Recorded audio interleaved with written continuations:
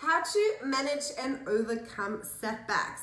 Now, this is obviously a massive topic, and I know a lot of you out there are struggling to overcome setbacks.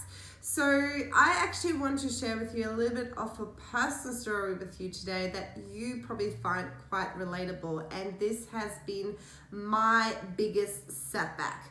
So back in 2016, only 2 weeks out from competing in the very first Australian Ninja Warrior, I ruptured my Achilles, and it was definitely on a not only on a physical but also on a mental level the biggest setback that I experienced. But I have learned so much from that, and these are pretty much the things I want to pass on to you today.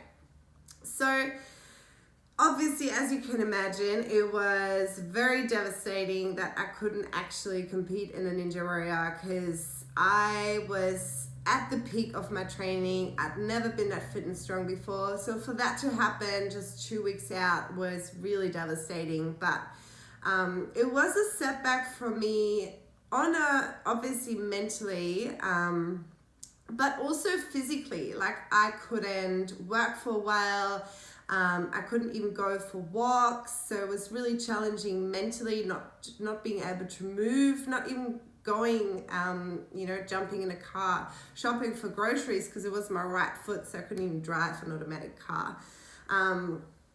But it took me almost a year to really get back into training my legs properly again. As I said before, I couldn't work for a few months. It took a while, I started kneeling on a bench when I came back to work. So it was really challenging and a setback in many, many different ways. But as I said before, I learned so much from that. And the two key things I want to pass on to you today is, one, it's all about how you coach yourself through those setbacks. And secondly, it's about creating that self-awareness and finding the growth in your setback. So that's what I want to start with first. Setbacks are obviously always negative. So you might be feeling like a failure, that you haven't followed through on a plan that you have been on, or you just feeling like it's a negative experience to have that setback. So it's really a little bit challenging to come to find where the growth is in that situation. So in my case, obviously, I couldn't walk, I couldn't train, I pretty much couldn't do anything. But what I kept asking myself is, what can I do? Like, what am I able to make out of this situation that's going to help me to move forward? And in my scenario, it actually helped me get back into gymnastics properly, because obviously I could use my upper body. And from a business perspective, it made me really think, what do I want to do with my business so that I'm not just, a personal trainer at the gym full time? What are some different ways that I can expand my business? So this is not to say that you should acknowledge your negative setbacks, and they are what they are, right? So you don't need to make a negative setback a positive thing. But once whatever happened has happened and you can't change it, where is the growth? Where is the learning experience? Because this is how you overcome those setbacks quickly.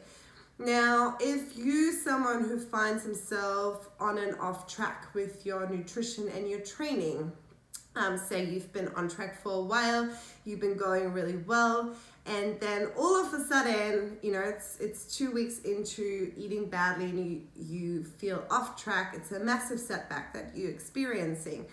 So instead of, drowning in feeling shit about yourself for days and days, you have the choice to how to manage the setback here. How are you going to move forward? So if this relates to overcoming some mindset blocks or some limiting beliefs, why you can't stay on track, then you have the opportunity here to step into that growth, find the help that you need so you don't experience those setbacks any longer. So this is just an example. Obviously, your personal setbacks might look a little bit different, but it's really important that you acknowledge that you have a choice. Also, always acknowledge how you initially feel. It's not about pushing emotions aside, but really acknowledging where you're at and then making a choice as a result of self-awareness, how you're going to move forward. Now, the second thing I want to share with you, as I said before, is about how you coach yourself. So this comes back to really becoming self-aware and understanding and listening to how you talk to yourself. Now, you could have just experienced a massive setback and there's a lot of negative chatter going on in your head, which is not very helpful. So really start to develop that coach within you and, managing how you coach yourself through those setbacks. What are you telling yourself? So if you've experienced a negative setback, as we said before about falling off track, ask yourself, what has happened here? How can I move forward? So ask yourself some good questions that are going to potentially give you a different result. So these are my two key takeaways on how you can better manage and overcome setbacks. And obviously I shared a bit of a personal story with you today, and I feel like I learned a lot from that. So if you feel like you have overcome massive setbacks and you might have had a different learning curve, I'd love to hear what they were, and I hope this has helped you.